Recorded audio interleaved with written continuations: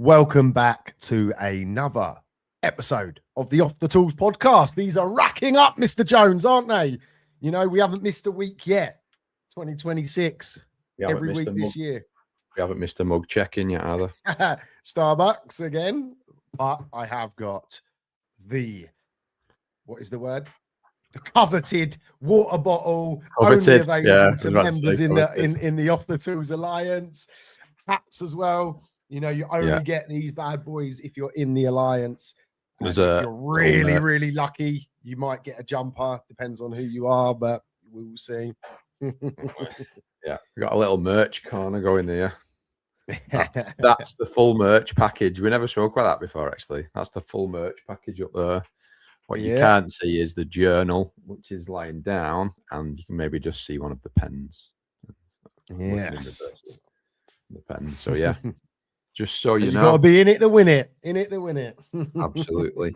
So, bit of an unscripted one today, isn't it? Really, just a general chit chat. We've not done one for a bit, so we've just recorded a really, really good podcast, which will have been released last week.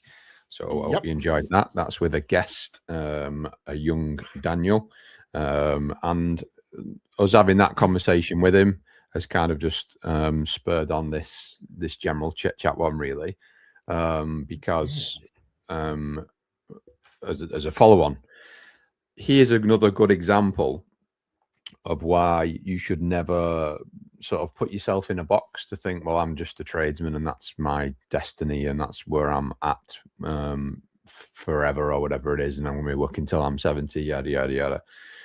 Because there's, we've both said it many times since the relaunch. There's never been as much opportunity as there is now.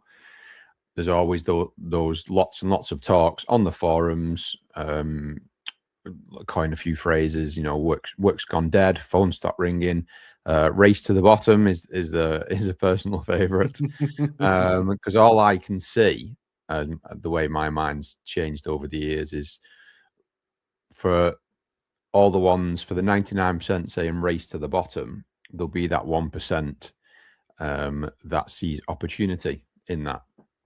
And I think everybody has the ability to turn themselves into that 1%, like the lads in the Alliance are. Where others see failings in the industry, lads in the Alliance see opportunity. So, race to the bottom, I quoted X amount, £1,000, whatever it might be, combi swap, £1,000, board swap and socket changes, and then somebody came in and quoted 750, and then a big rant will follow, race to the bottom, taking the piss, this game's fucked, I'm going to get out. Whereas, again, that's just pure tradesman and man thinking, male headspace 100%. Thinking, isn't it? Oh, fucking shit, this. Whereas in reality, you need to start to think, and it's never been as needed, even though I'm saying there's never been as much opportunity as there is now. It's also, you've never needed to think more like a business owner than a tradesman as you do now. So what I mean by that is, well, they're going in undercutting you. And another phrase I like to use is, you want to position it so that the customer now has to compare apples and oranges. They're not comparing a cheap apple with an expensive apple, because if that's the case, then like all of us, we were going to go for the cheap apple. If everything looks the same, then you're not going to choose the more expensive price. If everything looks the same on paper, you're not going to choose the more expensive price. So what you need to do is create a different viewpoint of, you're offering something completely different. Therefore, you've now presented a choice to the customer. They're not comparing apples and apples. It's something different. It's, well, I've got the cheap guy, perhaps one-man band, no reviews, maybe the van's not even sign written, no job management software, nobody answering the phone for him. Or I use this other company, they've got maybe someone answering the phone for them.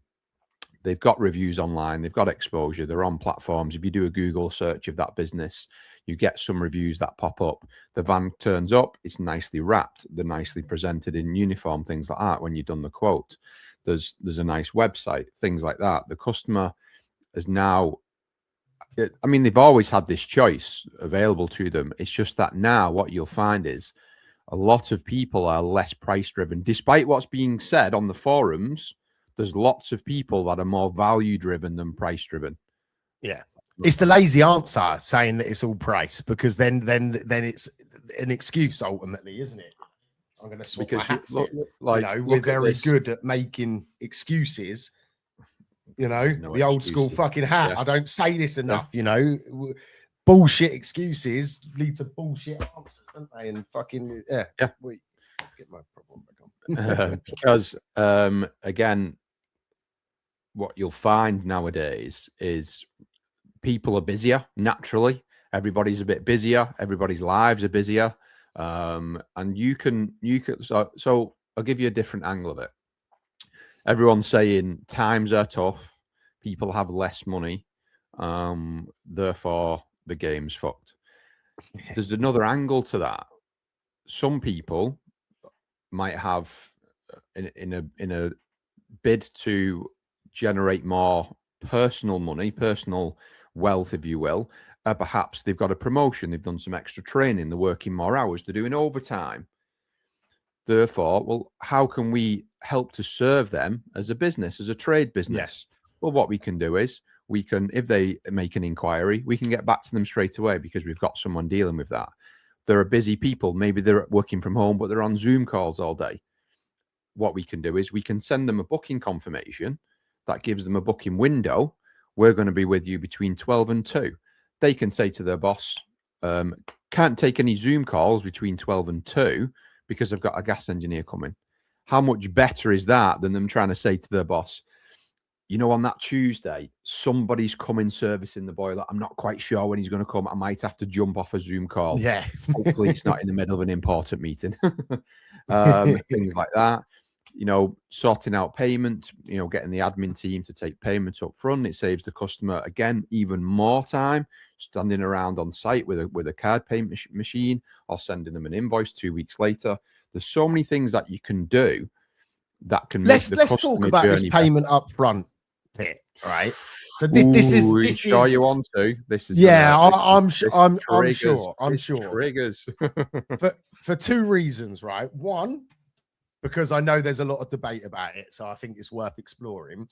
But two, because ultimately we do this differently, don't we? Because I don't do payment up front and you do payment up front. So give me your take on why and how you facilitate this and the pros and any cons of it. I'd be interested to hear. And a message to people listening. If you agree, disagree, want to put your pennies worth in, we do have a Facebook group. So make sure you go in there and you can start a conversation around this, or you can message us, whatever. But yeah, make sure you reach out with your viewpoints on this as well, people. So go on, Andy. Floor is yours, my friend. So in my opinion, and again, this is the crux of the trade game. If you look at this as a business owner, it's a super, super easy decision. As a business owner, if you compartmentalize yourself as a business owner, then you will understand straight away that taking payment up front for something like a boiler breakdown, there's no other choice to that.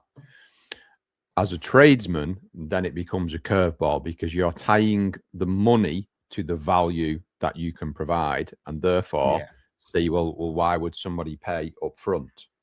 So the process that we have in the heating business is if somebody rings up for a boiler fault find, we will send them a quote through a quoting system. Shout out to Quotient.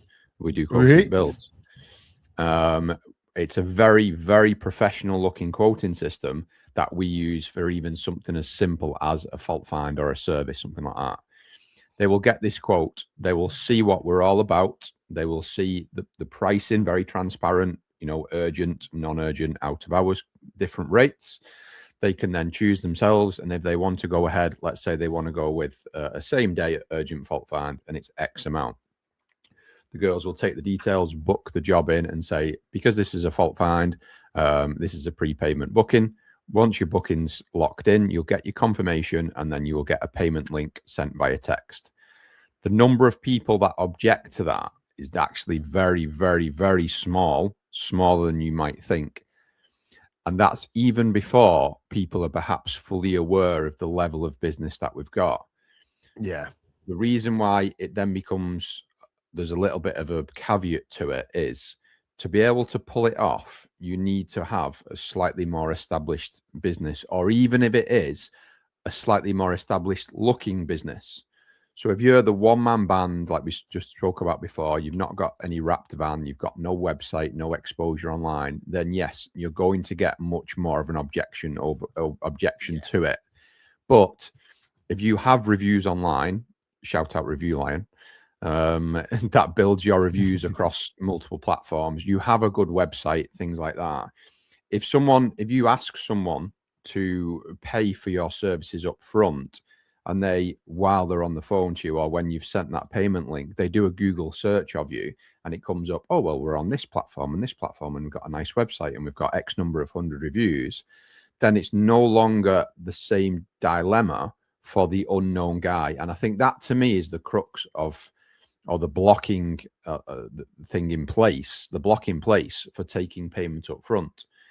Because if your business has no exposure, if you're still the local one-man band, no reviews online, friendly guy, then you're going to really struggle to get someone who's going to be one to hand over the money. If they don't know you from Adam, you're just, oh, someone gave me his number and that's that.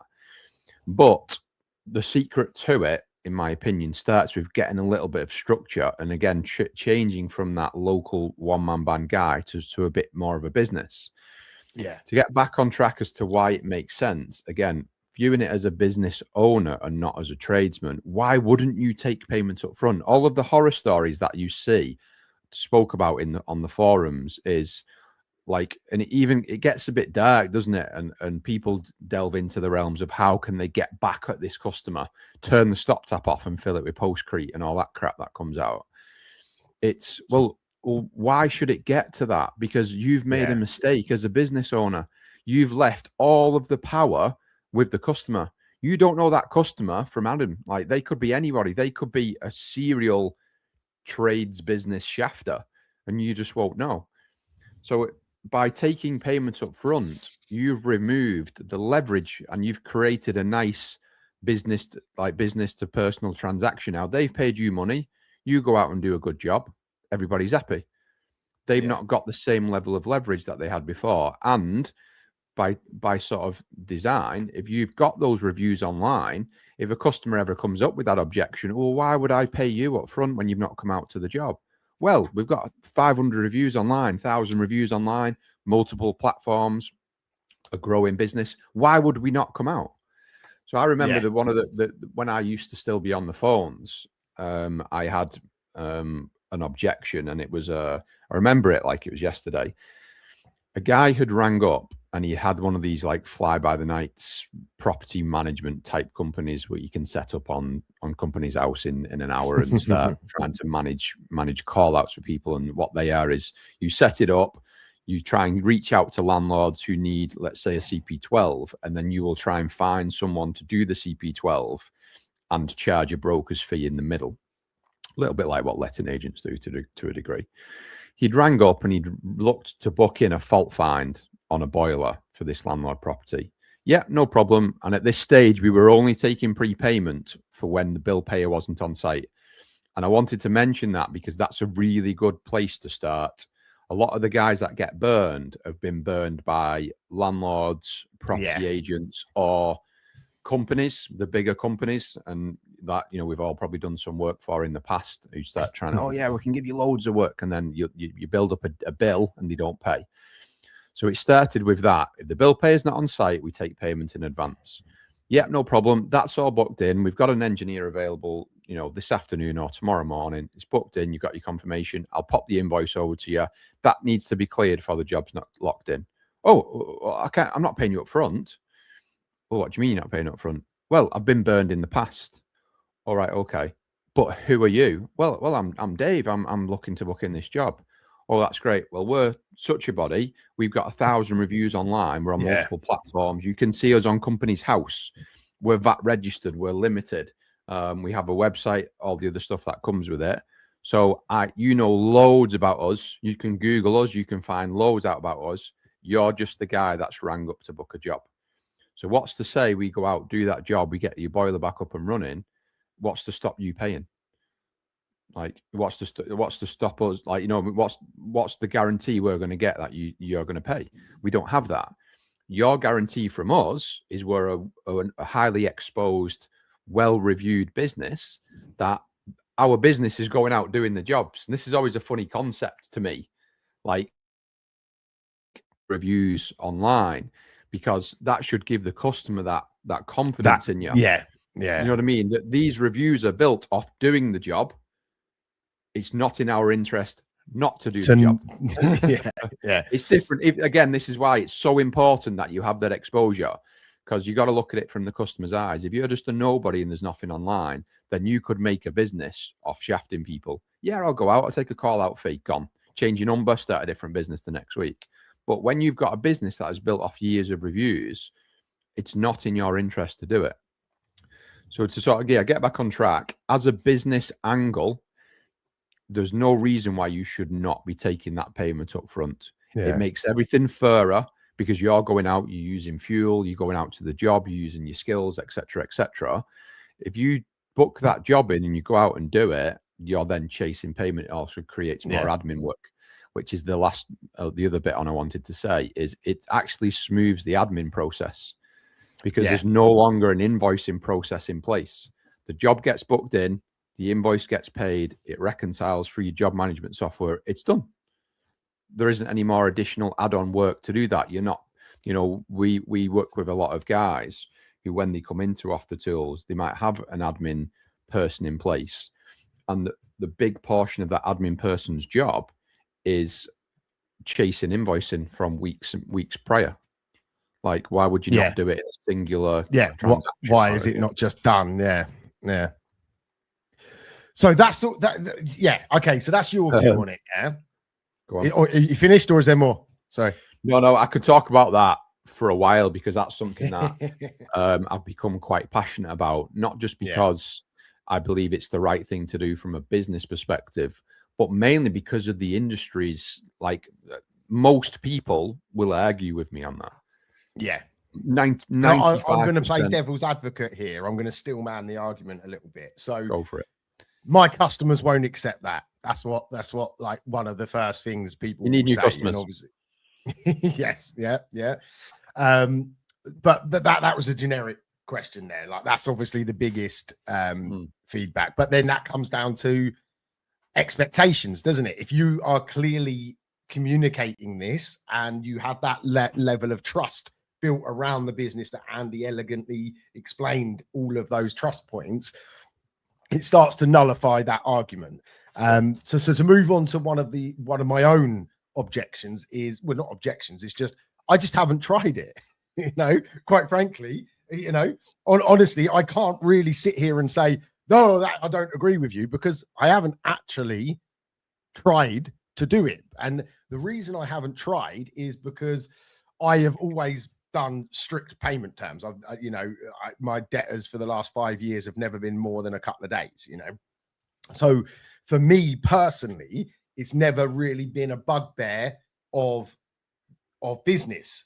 But obviously we speak to a lot of people where they've got months old debtors that you know that they can't get hold of and stuff.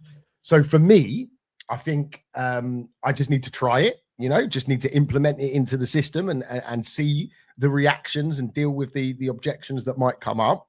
Because fundamentally in 2026, you know, we all buy stuff randomly online from companies, you know, where we pay in Facebook full. Ad pops up. Oh, that looks interesting. Yeah, we all do it, you know. So why? Yeah, I can't really. I wanted to disagree more to expand the discussion, but I fundamentally don't really have an argument to stand on unless I try it and I get loads of objections. But those objections will probably be a mirror of the reflection of my business, won't they? You know, so we got such little objections when we implemented it, because when we did it overnight, and I was surprised how little objection we got from it, and how sort of like natural it felt to people. Especially if you're using a job management software, even if it's whether it's something basic or something a little bit more higher tier like ServiceMate, it's so slick. Like they get a booking confirmation, email, text, and then a payment link comes through via text. They click on it, Apple Pay or Google Pay pops up, paid it, done.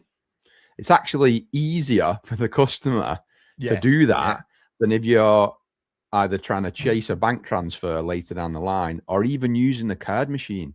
Card machines are clunky now. I think they're old hat personally. For a lot of guys, it's like, oh yeah, I think I'm going to get a card machine because I'm moving the business forward. That time is that ship has sailed. It's gone. It's gone. Like getting this clunky card machine out. Oh yeah, just put your card in there and put your PIN in. It's like, what? Nah, payment link, Apple Pay, done. Then it says paid on the receipt. Send the receipt out. Happy days. But it's just, I think it just feels so normal to people. Like you've just hit the nail on the head there. We buy so much stuff online now. Your card's saved on your phone. Like you just order it, click, job done. It just feels like I think it's actually a really good time to implement it now. Like because of the popularity, like because cash has been railroaded out. Yeah. And the smart payment system, if you want to call it that, of having your card details saved on your phone, Apple and Google Pay, it makes it better than anything else. It's slicker. Yeah. Like, and fact, then that's not even factoring in the automatic reconciliation that you would get from your job management software. Yeah, because which it tells a whole nother layer of admin out of the situation, doesn't it? Yeah. Like, and it removes the big one. And this is like, it sounds like an aggressive phrase to say it by saying it removes power from the customer. But I look at it like that's probably the wrong terminology. I would probably say it evens out the transaction with the customer, doesn't it?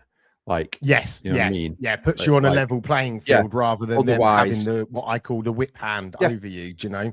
Imagine like how I can see as well. If you go out and do a job, there's going to be guys in there who would do a full supply and fit combi swap without taking a single penny up front.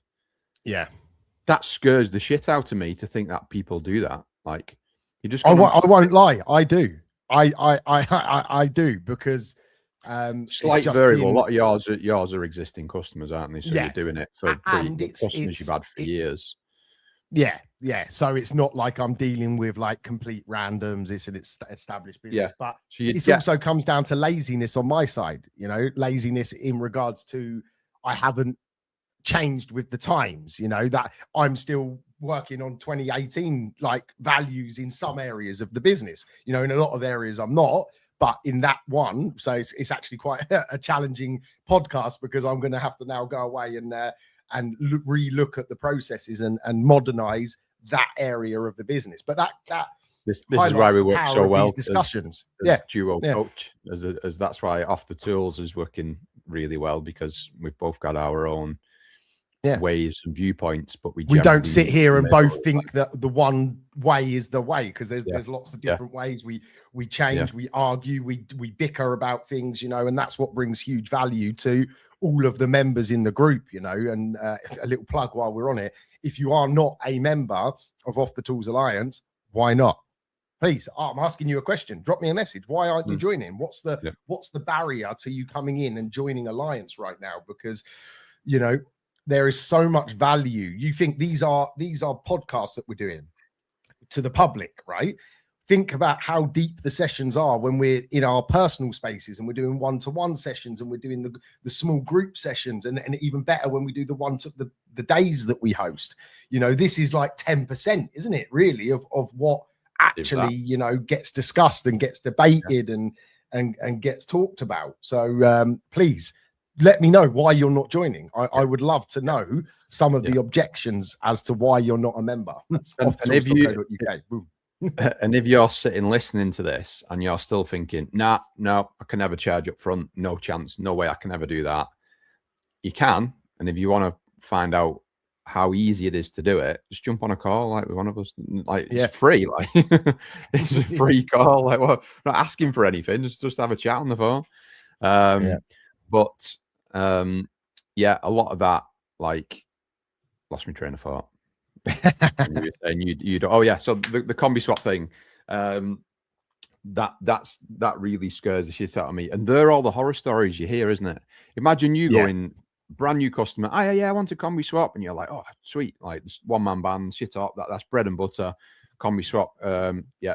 Either you do a site survey or you get some pictures, right? So there's a 30 CDI in the house at the minute. There's already a condense, yada yada yada. Straight swap, 8,000. You'll go and pick up an 8,000. All the shit. I'm so sorry to interrupt. I have just got to pause for 2 seconds. Delivery, I'm guessing. And I'm back. Sorry about that, guys. I had to take the delivery. It's my passports, and we're going away soon. And I couldn't risk them being sent back. They were a track delivery. Sorry, go on, Andy. Get back into it, mate. Sorry. Got to get them passports to go to Wales. Yes. So setting that scene again. Brand new customer rings up. Yeah, looking for a combi swap. They send some pictures. Yeah, that's a straight swap. Worcester for Worcester. You will go and buy with your own money. Yes, it might be on account at the merchants. It's still your own money. There'll still be a personal guarantee. You'll still be liable if the customer doesn't pay. With your own money, out of your own pocket, you're going to buy a boiler. You're going to buy the materials. You're going to book the job in. You're going to allocate the time. Time is money. You're going to allocate it. Yep. Full day, day and a half. If you're doing a power flush or whatever, you will go and do it. At this stage, the customer's a couple of grand in the hole, and you funded the materials and the time to do it. You'll go and do it, complete the job, commission it, get it up and running. All done, Mrs. Smith. Happy days. Yeah, sweet as a nut. Everything's set up. No worries. I'll pop the invoice across later. You leave the house. No, I'm not paying that. What's to stop them? Like, it's when you know what I mean? You lay it out like that, it's actually crazy, isn't it? Like, it's actually crazy. Yeah. And that happening a couple of times can ruin you. Yeah, quite quickly. You buy a few boilers on account, then the bill comes, they haven't paid you. Like, then you're in trouble. They have all the power, don't they? Like, so they've now had the completed works. Everything's done. Everything they wanted is done. Now it's on you to chase them for money. Like, and it doesn't, like, just to, again, to bring it a little bit back down to reality, it doesn't have to go from step 1 to step 5. It can be, it can be implemented. Yes, we do take full payment up front for a combi install. So the customer's paying several £1,000s before we even set a foot in the house. But again, it comes when there's an admin person answering the phone and there's the exposure online, then you can pull it off. But in these earlier stages, if you start to get a review process in place and put it out there, then you can start to phase it. Well, okay, Mrs. Smith, it's £1,500 worth of materials. We take payment for that up front. Then obviously, because as soon as those materials arrive and are put into your house, they're your property. And I actually used to do this, go back 10 years when I was doing bathrooms. I would take the payments up front for the bathroom and the materials, the tiles and whatnot, put a little bit of a skim on top that would cover baseline costs. That would be delivered to site, and they've got it. They own the materials. That it's all paid for. If for some reason the job couldn't go ahead, we've been paid for the materials, and we've been paid a little bit of money for the running around, organising them, and all that was left was pure labour. So that's a really, really good place for people to start, I think. And I know a lot of guys are doing this, but there's also a lot that aren't. Get all of the money plus your markup. That's the important bit. Plus your markup for the materials up front. And if the job doesn't go ahead, you've covered the cost of materials and you've covered the markup will help to cover any time and effort you've put into organising it. You might have done some heat calcs or whatever it might be. You know, you might have gone to site and done you might be doing a board swap and changing a load of sockets, or a rewire and doing loads of sockets. You've probably gone to site. You're getting a little bit of money back. So yeah, it's something we do speak about a lot in Off the Tools, and it does require a bit of a software stack and some exposure online with reviews and things like that. But yeah, we've pivoted to a payment up front, but I think it's a very, very prevalent thing in this day and age. It's a very relevant. I think I'm going to have to retitle the podcast as because we've spent a lot of time on that. But I think it was a relevant discussion. Very interested to hear your viewpoints on it. So please reach out comment, post, like, whatever you want to do. Just get involved with us. Keep an eye on the Off the Tools Facebook group, because we're going to do a dedicated post to this. And it will start off with a poll, who does and who doesn't, and who does something in between. And then we're going to try and we will follow expand up the discussion on it. This as well, and we'll have an in-depth discussion. And if you ever want to have a private discussion, if it's something you want to do, you've maybe wanted to do it for a while and you've not got around to doing it, and you want to speak to me or Wayne about what the process looks like to start to implement that into your business. Maybe you've been burned a couple of times and you want to stop it from happening again, then reach out. You can jump on a free discovery call. We can have a chat. You can speak to one of us or both of us, and we can start to lay out the process of how that can be done. And it isn't just about protecting yourself by getting payments up front. It's just streamlining the whole process. Streamlining, organizational. It just has so many benefits, doesn't it? So the power of that, imagine that someone wants a job doing, the job gets accepted, you book it in, you get a booking confirmation, you get a payment link, it gets paid, it reconciles with your job management software and your accounting software. Then, so when you complete the job, there's no chasing of payments. It's literally sign the job off, customer gets a receipt and a job report, and you're done. Everything's done. So instead of sitting there at 11 o'clock at night, sending out invoices, checking your zero of who's paid, done. It's just all sorted. Your time worth? Yeah, exactly that. Right, on that note, let's end this episode, as Andy's got a high rocks thing to go and do. Good luck with that, mate. Hope you work hard, and hopefully we'll see you all very soon. Have a good one. God bless. Peace.